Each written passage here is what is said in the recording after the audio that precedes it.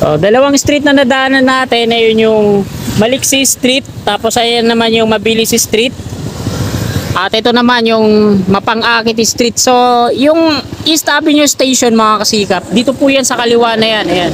Yung mga kabahayan na yan, dyan po yung station box ng Metro Manila Subway Project. Tingnan po natin tong kulay dilaw na linya. Ayan po yung station box niya. At dito po, located po yan dito sa kaliwa natin. Sinimulan ko to, walang naniniwala sa paligid ko. Ano? Magandang hapon Luzon, Visayas at Mindanao at maging sa mga kababayan natin dyan sa abroad, mga OFW. Magandang hapon po sa inyong lahat. Nandito po tayo ngayon sa kaban ng V. Luna Avenue at mag-update po tayo ngayon dito sa package CP102. Ito po yung Quezon Avenue Station ng Metro Manila Subway Project at East Avenue Station. Dito po yan sa harapan natin. Ngayon ay araw na Biyernes, ika-3 na po ng hapon. So wag na po natin patagalin to mga kasikap. Umpisahan po natin dito, kabahan po ito ng V. Luna Avenue. Ang labas po nito sa may East Avenue, no? At kung pakanan kayo, patungong City Hall ng Quezon City. At pakaliwa naman patungong GMA Kamuning Station po ng MRT3. Ito po yung ospital ng V. Luna sa tawid sa kaliwa. Ayan yung pader niya. Mula po yan dun sa may kanto. Kalayaan Street naman yan. Baybay natin patungo dun sa unahan. Bali ito yung mga street na nasasakop ng East Avenue Station ng Metro Manila Subway Project. Ito po yung Malakas Street. Dun po yung sa unahan. Yung Matatag Street, Mapang-Akit Street, Mabilis Street at yung pinakadulo yung Maliksi Street. So ayan yung titingnan natin kung meron ng progress sa East Avenue Station ng Metro Manila Subway Project. So tara, let's go!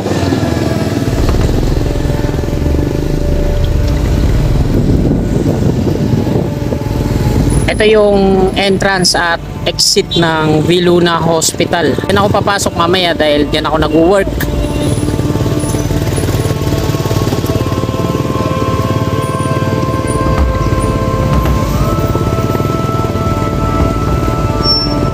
So hindi pa to dito yung Matapat Street na to.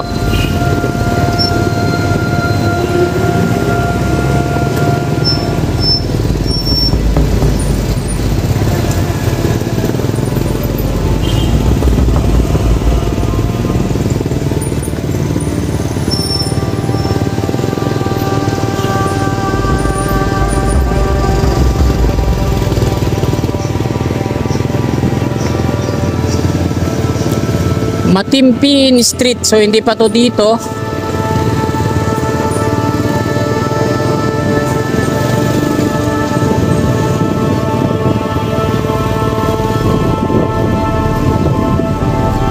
Ito naman yung Mapagbigay Street. Hindi pa rin to dito.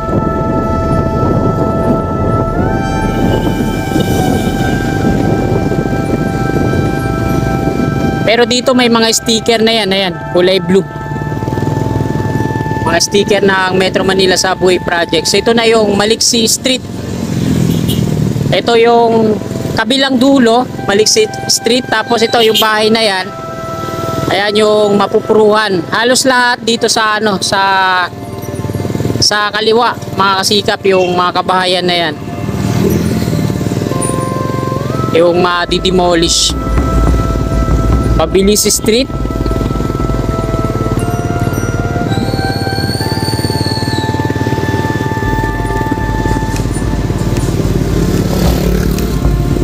Dalawang street na nadaanan natin, ayun yung Maliksi Street, tapos ayan naman yung Mabilis Street. At ito naman yung Mapang-Akit Street. So yung East Avenue Station mga kasikap, dito po yan sa kaliwa na yan. Ayan. Yung mga kabahayan na yan, dyan po yung station box ng Metro Manila Subway Project. Tingnan po natin tong kulay dilaw na linya. Ayan po yung station box niya. At dito po, located po yan dito sa kaliwa natin. Tapos yung kulay pula naman, ayan yung yung magiging bakod niya. Tapos yung kulay green, ayan naman yung mga puno. At yung kulay orange naman, ayan yung mga commercial, yung mga bahay dito na mapupuruan talaga. So meron siyang mga 56 ng total ng kabahayan na ma-demolish dito, no? Mapang-Akit Street na po tayo. Dito lang yan sa kaliwa halos yung mga madidemolish, mga kabahayan na yan. At ang dulo niyan, dito sa Malakas Street. Ayan, matatag to dito. Doon pa sa unahan yung Malakas Street.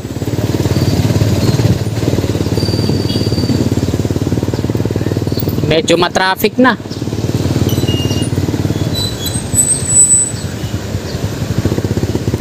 Yan, doon sa may interchange mga kasikap sa unahan na yan, yung nagkukumpulan doon. Ayun po yung dulo. Ayan yung Malakas Street doon sa dulo, yung nagkukumpulan. Interchange po yan. Yan. Hilera doon, mula doon sa dulo, Malakas Street. Ito naman yung Matatag. Dito yung Matatag Street sa harapan natin. Tapos, ayun yung pinakadulong street ng subway, yung Malakas Street doon, no? Yung matraffic doon, interchange po kasi yan. Yan, yung mga bahay na yan dyan sa harapan natin, ayan yung mga madidemolish. Yan. Patungo yan doon. Ito nadaanan natin doon sa may Maliksi Street. At ipakita ko po muna ulit yung magiging station box niya mga kasikap. Ito, yung kulay dilaw na linya, ayan yung station box. Tapos yung pula, ayan naman yung magiging bakod niya. Balikan ulit natin dito. Sa kanan naman yung hilera ng mga madidemolish na kabahayan.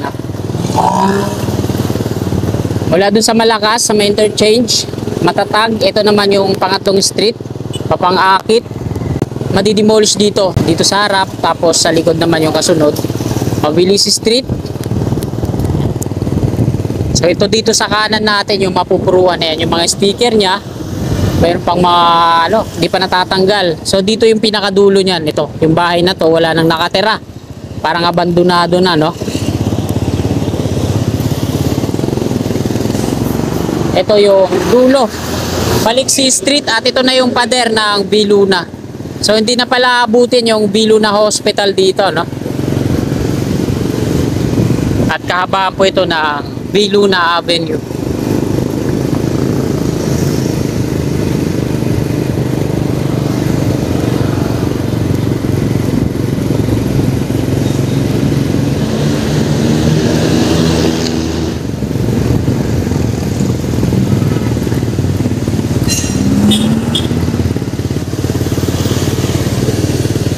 Pakita ko ulit, Kalayaan po yan doon kanyo.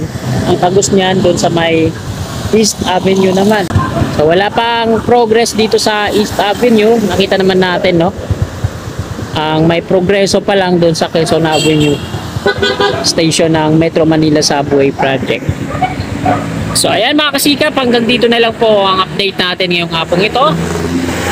Maraming salamat po sa panonood ng ating video, at kung nagustuhan nyo po, paki-like na lang po. At sa mga kasikap natin na naabot ng video na to na hindi pa po nakakapag-subscribe at willing po kayo na sumuporta sa akin, i-click yung subscribe button dyan sa baba at yung katabi niyang bell. Bell po natin para always updated po lagi tayo sa aking mga bago pang i-upload na video. Maraming salamat, magandang hapon at God bless po sa ating lahat. Angel, angel, baby, angel.